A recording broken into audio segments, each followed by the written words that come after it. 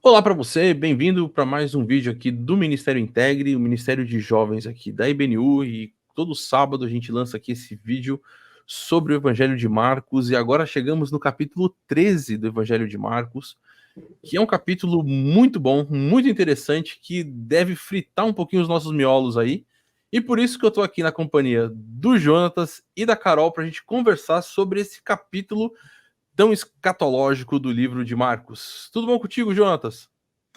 Tudo bem, sejam todos bem-vindos aí a mais um vídeo aqui do Integre. Realmente é um texto que a gente não consegue amarrar muito as pontas, né? Ele tem bastante conteúdo, muita coisa o pessoal acha que já aconteceu, outras que ainda vão se cumprir, então precisa sempre estar atento a esses textos que eles são um pouco mais complicados assim de interpretar e qualquer afirmação que seja feita categoricamente, precisa escrever a lápis. Não é? É passível de uma nova conversa.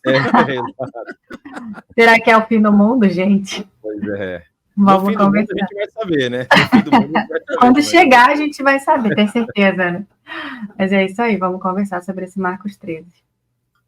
E é isso aí, o que a gente tem? Jesus, então, ele já está a caminho, ele já chegou em Jerusalém, e ele está, de certa forma, fazendo ali seus últimos discursos com os seus discípulos, ensinando, e enfim, lidando ali com as realidades desses seus últimos dias aqui na Terra.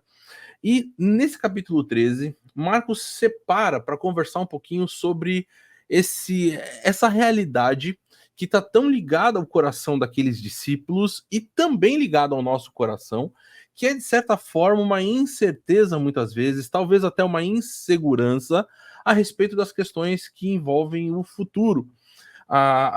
Se a gente lembra daquilo que está na realidade daquele povo, eles estão ali vivendo debaixo do poderio romano. Eles, obviamente, querem uma libertação, eles, inclusive, aguardavam aquele Messias que viria para libertar o povo.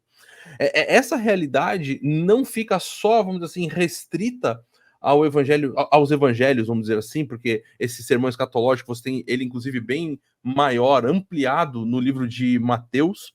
Se não me falha a memória aqui, vai ser Mateus capítulo 24, 25 Mateus e 26. 24. Mateus 24 só também? É um capítulo só?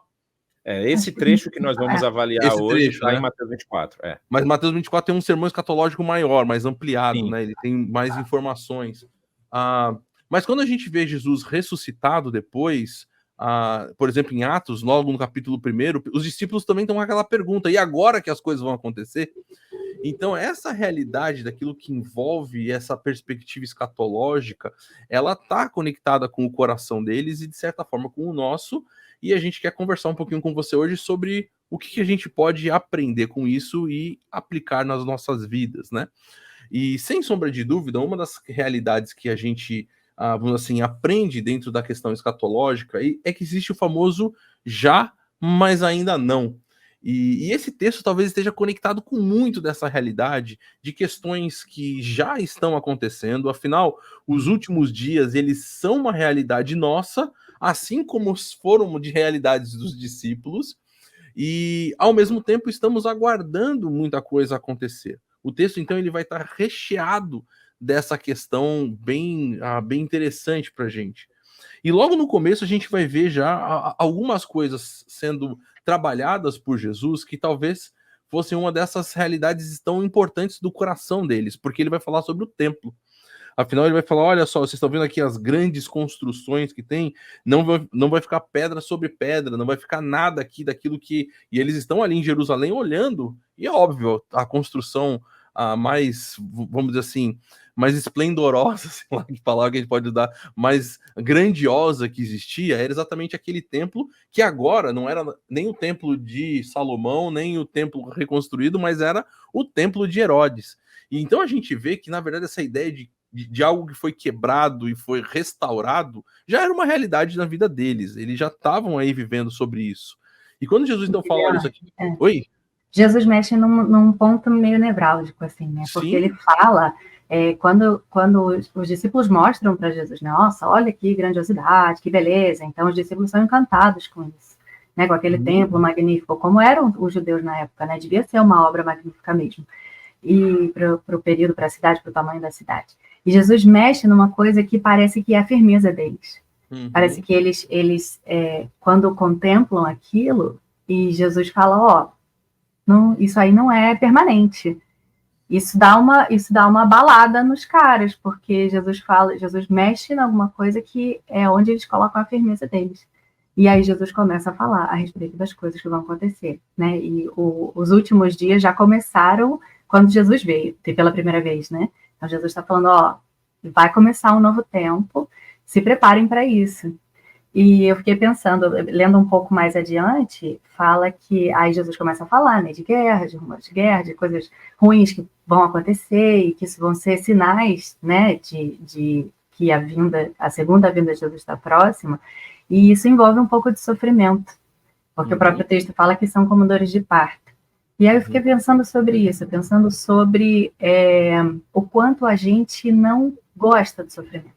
Talvez por isso a gente queira o tempo todo marcar a volta de Jesus logo. A gente quer que aconteça amanhã, porque a gente não quer ver sofrimento, a gente não quer Aquela sentir. coisa, né? Ninguém quer morrer, quer ser arrebatado, né? Tipo assim, não é?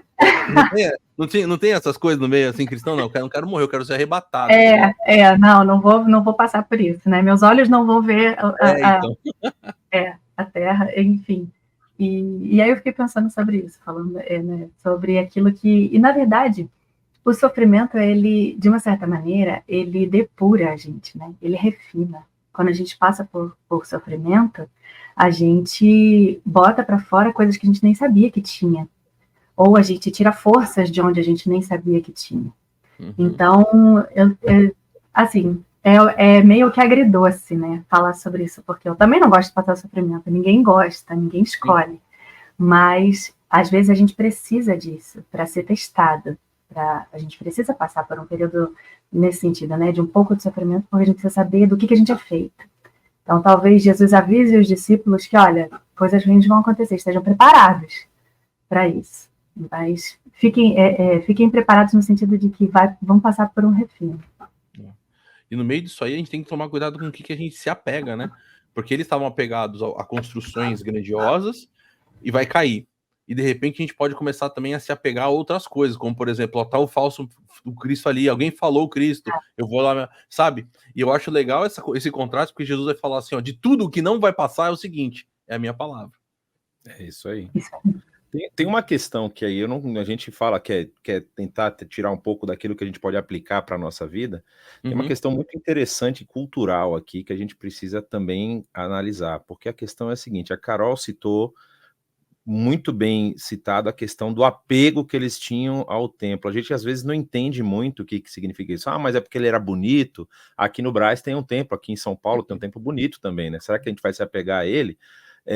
Então, uma grande questão é o que esse templo representa, não é? Ou seja, imagina para um povo que recebeu a promessa de Deus que Deus habitaria no meio deles. E aí, inclusive, quando o primeiro templo que você mencionou, do templo salomônico, quando o templo foi construído, o próprio Deus falou, aqui habitará o meu nome. Não é? Isso está escrito lá nos livros dos reis. E aí, eles perdem isso. Não é? Ezequiel vai trazer uma visão muito clara a respeito dessa glória, né, do kavod, a glória de Deus que se afasta do templo, se afasta de Jerusalém e vai para o Oriente, não é? Justamente junto com onde o povo estava sendo levado cativo, para a Babilônia.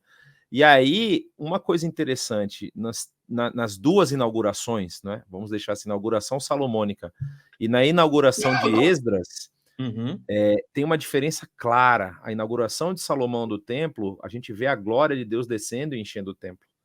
Na de Esdras, não. Na de Esdras, isso não ocorre. E aí, quando os discípulos estão olhando para essas obras e estão vendo essas pedras magníficas e o templo que está sendo reformado suntuosamente, talvez no seu coração esteja a esperança, Deus vai habitar aqui novamente. E aí Jesus vem para dar a rasteira. Ele falou, Deus já veio. Deus já está aqui. Vocês estão apegando a coisas, eu vou falar, não vai ficar nenhuma pedra em pé disso aqui. Então, assim, a gente tem que tomar um pouco de cuidado na nossa vida no que nós depositamos a nossa fé e a nossa esperança. Porque os discípulos não entenderam. Isso é claro. A gente vai ver no final do livro de Marcos e a gente vai ver nos outros evangelhos que os discípulos não entenderam qual era o papel e a missão que Jesus estava cumprindo aqui. Eles haviam entendido talvez que Jesus viria aí como um líder militar, ou seria alguém, né? Existe essa dúvida, por que Judas Iscariotes traiu Jesus e tudo mais, mas assim,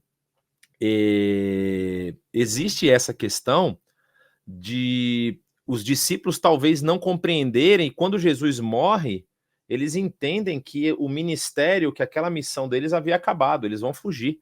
E nesse ponto aqui, Jesus está tirando essa esperança deles. Esqueçam o templo. Esqueçam essa esperança daquilo que vocês podem construir com as suas próprias mãos. Por que eu acho que isso é muito interessante? A Carol colocou o ponto da dor, não é? A questão da dor. E aí, quando a gente vai falar sobre a dor, a gente pode pensar que é uma punição de Deus pelo pecado. Não é? A gente vai achar, não, a gente quer fugir do sofrimento, a gente quer escapar do sofrimento, porque nós não fomos feitos para o sofrimento. Isso está correto. Nós não fomos feitos para o sofrimento. Na verdade, o sofrimento, ele é a consequência do pecado, do afastamento de Deus. Então, nós hoje lutamos com as nossas forças contra aquilo que Deus nos entregou pelas nossas próprias escolhas. E aí nós queremos, talvez, estabelecer, isso aí é um contraste, isso é bem teológico, mas eu quero tentar esmiuçar ao máximo, é o contraste de nós nos entregarmos ao senhorio e à vontade de Deus contra nós querermos resolver tudo com as nossas próprias forças. O templo era uma representação disso. O templo que eles estão admirando, Jesus está falando, olha só, isso aqui vai ser derrubado. Por quê? Toda essa esfera que vocês estão inseridos precisa ser derrubada. Por quê? Porque o reino já chegou, mas ainda não chegou na sua plenitude. Quando o reino chegar na sua plenitude, não vai haver mais pecado, não vai haver mais dor. Então, quando nós andamos nas nossas andanças, nas nossas caminhadas, isso é algo que precisa estar muito, muito claro na nossa mente, na nossa visão. A gente não pode depositar a nossa fé e a nossa esperança em coisas que são passageiras. E olhe só as coisas que Jesus lista no texto, hein? Você não pode depositar nem na sua família. Olha que doideira isso. Você não pode achar que a sua família é o seu esteio, que é o seu lastro. Não que você tem que condenar a sua família. Na verdade, você tem que ser boa influência na sua família, você tem que ser bem influenciado pela sua família. Mas vai haver um momento em que pais vão entregar filhos à morte e filhos vão entregar pais à morte. E aqui não está falando de outro jeito, não. Olha que interessante, ó. O verso 12 diz, o irmão trairá seu próprio irmão, entregando-o à morte. E o mesmo fará o pai ao seu filho. Filhos se rebelarão contra os seus pais e os matarão. Não é entregar à morte, os filhos vão matar os próprios pais. Olha que loucura, num pensamento, vamos dizer assim, social, saudável, você imaginar que isso vai acontecer. Isso já tem acontecido, né? Sim. A gente já tem visto isso na nossa sociedade. Pode falar. E parece, é muito interessante, por quê? Porque Jesus já vem falando várias coisas que os discípulos não estão conseguindo compreender. Parece, e a gente não é diferente disso, me parece que a gente precisa dessa rasteira. Parece que a gente precisa ver os nossos templos derrubados para tentar conectar e falar, Jesus estava falando sobre isso. Então, como que eu vou perceber isso agora? Me parece que a gente precisa dessas rasteiras. Precisa ser relembrado. Só para pegar esse ponto que a Carol falou, eu acho que é esse o papel do sofrimento. Não é? A gente estava falando da questão das dores de parto, ou seja, a dor de parto ela é inserida na história feminina, no caso, no pecado. Exato. A partir do pecado está lá escrito, agora você vai ter dores no parto. Então, assim, é a forma que nós temos, ou que nós recebemos, e aí nós temos que olhar isso como um papel da graça, da dádiva de Deus em nosso favor. Deus colocou isso em nosso favor. Eu vou citar um grande teólogo que todos nós conhecemos aqui, o Russell Shedd, falecido Dr. Russell Shedd. E eu lembro uma vez que ele falou uma frase que me marcou. Ele falou assim, muita gente acha que a morte é a punição de Deus, mas a morte ela é misericordiosa. Porque o texto em Gênesis vai deixar muito claro, não deixemos que eles comam da árvore da vida e vivam eternamente. Em que estado? Em estado pecaminoso. Ou seja, nós viveríamos distância, né? A distância de Deus, nós nunca teríamos esse relacionamento aproximado novamente. Em Cristo Jesus, nós temos essa oportunidade. Então, assim, quando a gente olha um texto como esse, que é um texto impactante, né, isso talvez deve servir para a gente de alerta. Olha, eu preciso caminhar mais perto de Jesus. Ainda que meus pais me traiam, meus irmãos me traiam, eu preciso estar mais próximo de Jesus. E eu creio que tudo isso é bastante importante a gente pensar, porque quando a gente geralmente fala sobre a questão escatológica, é lógico, o centro da questão escatológica é o quê? É exatamente a vinda de Jesus, a qual está mencionada no texto, ele vindo, inclusive, ali nas nuvens, com poder e glória e tal. E sempre a gente tem o foco exatamente nessa fuga do mal, ou pelo menos nessa realidade da esperança de que o mal não existe mais. E Jesus, ele traz tudo isso de volta para a nossa realidade. Ele fala assim, gente, a gente não pode, a gente tem que viver, a gente sabe que isso vai acontecer, haverá o dia que não haverá mais dor, não haverá mais choro, não haverá mais o pecado, e esse é o centro de toda essa realidade, mas que agora a gente tem que aprender a viver com o mal que existe dentro dessa terra. O mal que existe, que vai tentar nos levar a fugas em todos os aspectos. Segurança naquilo que existe, segurança em pessoas, segurança em visões futurísticas, como essa, ó, o falso profeta que vem para tentar tirar essa perspectiva, ou ali chegou o Cristo, vamos nos apegar. Ao mesmo tempo que a gente tem que ter um olhar correto em relação ao mal que está acontecendo. Porque o texto está tão recheado de mal que às vezes a gente se perde na maldade, vamos dizer assim. Por quê? Gente, a gente acabou, nós estamos aqui no ano de 2024. Então, é muito recente algo que aconteceu muito forte no nosso planeta, né? Que foi a Covid, que não faz tanto tempo assim. E quando a Covid chegou, geral, naquilo que você via de YouTube ou de qualquer lugar, agora chegou o apocalipse. Agora chegou a segunda vinda. Agora Era chegou. Uma da besta, né? É a besta que subiu de qualquer lugar. Surgiu então, da assim, terra, essa surgiu da terra, não surgiu do mar. Surgiu do... Mas é interessante porque Jesus, ele fala sobre isso. Ele vai falar, inclusive, ó, vocês vão ouvir que vai ouvir guerra, vai ouvir isso, e não é o fim. Ele vai deixar, inclusive, isso claro. Né? Então a gente tem essa questão da escatologia, ela é muito legal porque ela nos dá um equilíbrio muito grande em relação à perspectiva que a gente tem dessa realidade do sem dor, sem pecado, sem sofrer, da volta de Cristo, desse relacionamento perfeito, da nossa existência ainda nesse mundo que está recheado de maldade, de terror, de coisas ruins. E se a gente olhar hoje, quantas guerras estão acontecendo pelo mundo, existe aí, vocês devem estar acompanhando, nova cepa que está surgindo e que não para de surgir, de novas enfermidades e novas realidades desse tipo, ameaças de guerra para tudo que é lá. E também dentro dessa questão talvez mais religiosa, vamos dizer assim, cara, o que tá a gente aí falando, não, esse aqui é o profeta que se você seguir, a tua vida vai estar bem, se você seguir essa pessoa, vai dar tudo certo, você vai ter prosperidade na sua vida financeira, você não vai ter mais enfermidade, você não vai ter mais esse monte de coisa. Tudo isso Jesus coloca, vamos dizer assim, Jesus joga todas as cartas na mesa. E ele fala assim, galera, é isso aqui a realidade, né? E aí, Leandro, só pra mim... Tá. Não, tá. Desculpa, pode terminar. Não, só para terminar, então, assim, soa para mim algo que talvez vai chegar direto no nosso coração, que é Jesus falando assim, vigia, cristão. Vigia, galera. Acho que aí é o ponto que bate no nosso coração. Diga, Carol. Eu fiquei pensando, lendo esse texto, no sentido assim, de ficar preparado sem estar desesperado. Então, existe um equilíbrio entre preparação sem desespero. E eu aplico isso diretamente na minha vida e na minha profissão, que eu sou comissária de voo. E as pessoas acham que é só distribuir biscoito, suco de laranja, né? Tá tudo certo. Não é só isso. E passear, né? E passear. Ficar viajando por aí, né? Então, eu vou explicar para vocês que não é só isso. A gente precisa o tempo todo estar preparado para qualquer tipo de emergência. Eu faço treinamento anual de combate a fogo, de emergência médica a bordo, de um monte de coisas. Então, assim, o meu treinamento anual é só tragédia. A gente fica o tempo todo pensando em quais são as possibilidades, o que pode acontecer num pouso, numa decolagem. A gente tem que estar super preparado para toda e qualquer situação. Mas se eu for trabalhar pensando que todo dia vai acontecer uma tragédia, eu não vou conseguir nem entrar no avião. Então, eu tenho que estar o tempo todo preparada, sem estar desesperada. Então, talvez seja esse o sentido do que Jesus está avisando a gente, que coisas vão acontecer, para que a gente se prepare, para que a gente fique atento, para que a gente não caia em ciladas, para que a gente não fique alienado, achando, né, que o mundo é arco-íris cor-de-rosa, mas que a gente não fique desesperado. Porque aí eu vou voltar naquela figura das dores de parto. Porque uma mulher em dores de parto, eu não tenho filhos, nunca tive, mas e Jonatas e Léo também acho que nunca vão saber, né, o que significa. Eu acho que não, eu tenho certeza.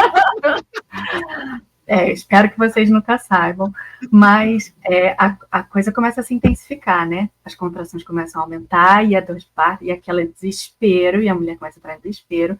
Mas quando a criança nasce, a mulher nem lembra que sofrimento foi aquele. Uhum. Então, é como o Paulo fala, né? Que o sofrimento presente nem se compara à glória futura. Então, a gente precisa estar preparado, sem estar desesperado, porque Jesus dá, né? Uma vez que Jesus explica pra gente o que vai acontecer, ele quer que a gente esteja preparado. Né? Senão ele não falava nada. Não, só ia acontecer um negócio de repente, a gente não ia nem saber, só ia subir fumacinha e tá tudo certo. Mas é bom que a gente esteja maduro, preparado, sem estar desesperado.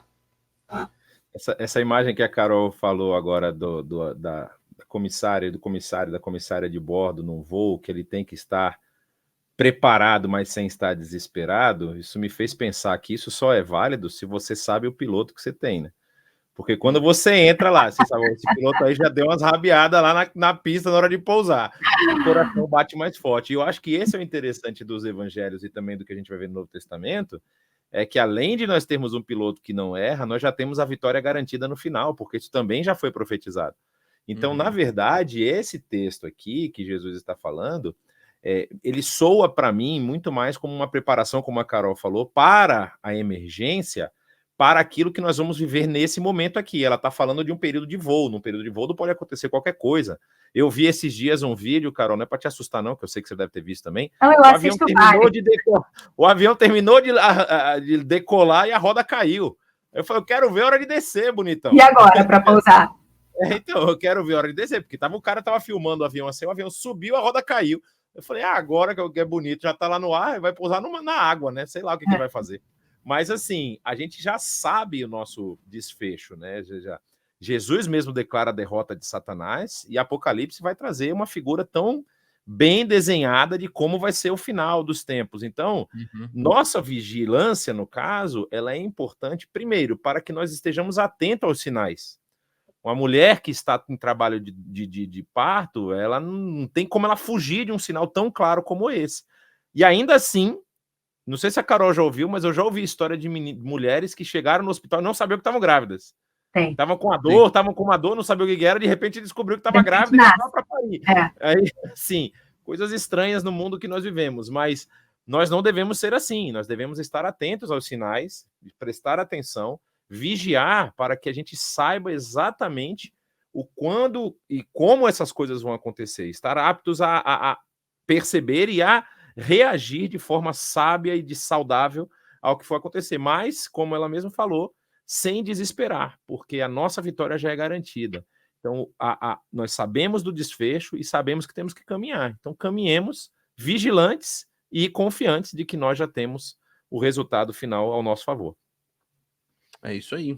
Bom, e eu acho que para a gente completar, então, essa questão, vou terminar até, ou já caminhar para esse final de vídeo, a gente tem essa dupla realidade, que talvez a gente até mencionou, que tanto Jesus, ele nos dá algumas indicações de falando assim, pessoal, vocês não devem ficar totalmente perdidos em relação à questão. Ele fala até sobre a questão, olhem a ideia da figueira, se você vê ali, você já sabe que tá chegando tal estação, tá acontecendo isso, tá acontecendo aquilo, e com certeza, onde você mora, por exemplo, aqui, eu moro aqui na Baixada Santista, então a gente sabe, a nuvem tá vindo daqui desse lado, tá tranquilo, não, tá vindo aquele outro lado ali, a chuva vai ser pesada.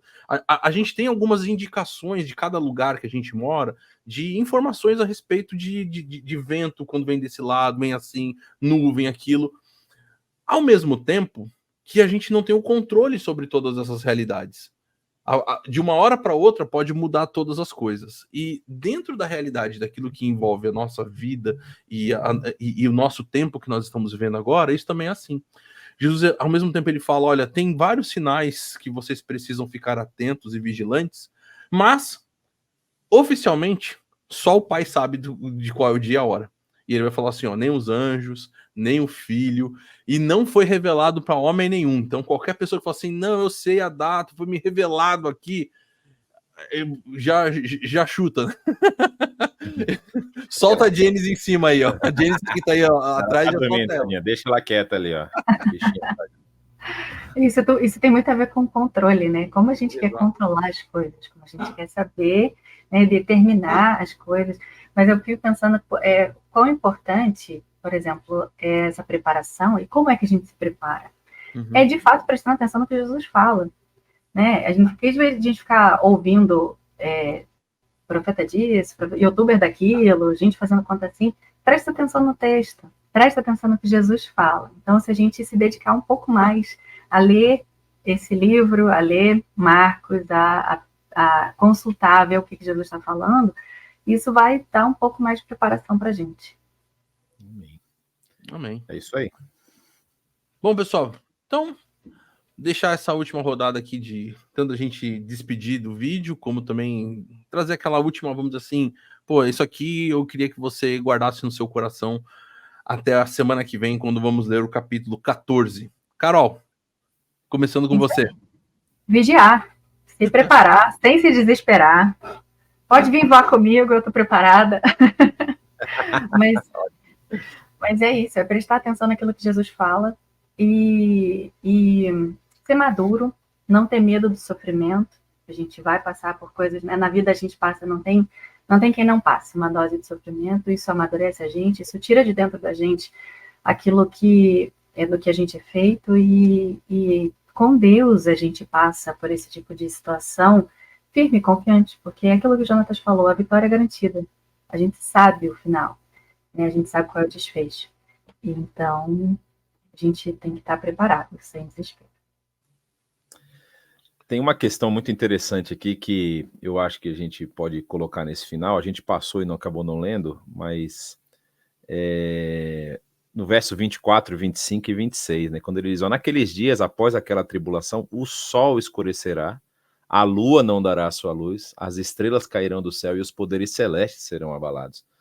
Então, no momento de maior escuridão que você pode achar que você está vivendo, aí diz, então se verá o Filho do Homem vindo nas nuvens com grande poder e glória. Então, não tenham medo da escuridão, não tenham medo da dificuldade, não tenham medo da dor e do sofrimento que talvez você esteja passando, porque o Filho do Homem vai vir, e vai vir com poder e glória. Então, essa é a nossa esperança, é aqui que a gente deposita o nosso coração, nessa certeza de que estaremos com Ele na sua vinda.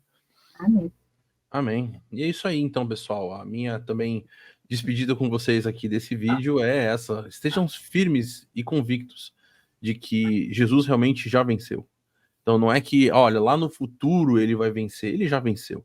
Ele venceu o pecado, ele venceu a morte, ele já é o vitorioso, ele já é o Rei dos Reis, ele já é o Senhor dos Senhores. A grande questão, então, é como você vai colocar o seu coração nas mãos dele, para que ele realmente seja o Senhor da sua vida e dirija você em cada passo que você der, porque ele ama você e ele quer estar ao seu lado. A grande questão é que muitas vezes nós queremos continuar segurando as rédeas da nossa vida, mesmo vendo que está tudo desmoronando ao nosso redor. Então, quando você está vendo isso, saiba que tem alguém que já venceu e que quer te ajudar.